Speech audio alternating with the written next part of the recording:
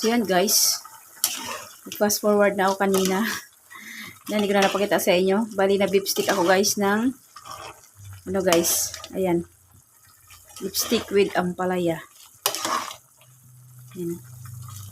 Binamihan ko siya ng sabaw guys. Hinisa ko pala.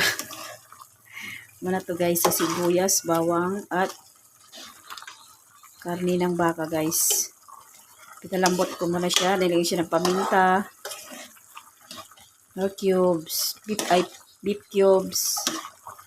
Pichen. Ayan. Ampalaya at kalamansi. Yan lang guys ang aking sahog guys. Yan ang aking ingredients. Ayan.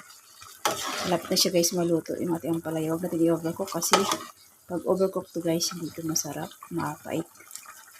So ayan. Goods na ito guys yung ating ampalaya. Half cook lang siya. Depende sa inyo guys kung magdagdag pa kayo ng ibang pampalasa rito. Naglagay nga pala ako dito guys din ng huling kalamansi. Ang pinakaano ko siya guys, paasim. Siguro mga 10 kalamansi ang nilagay ko dito. So yan guys, goods na to. Yan ang ating beef with ampalaya.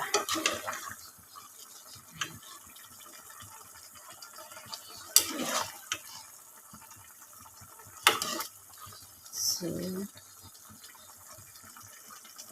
yun lang guys. Thanks for watching.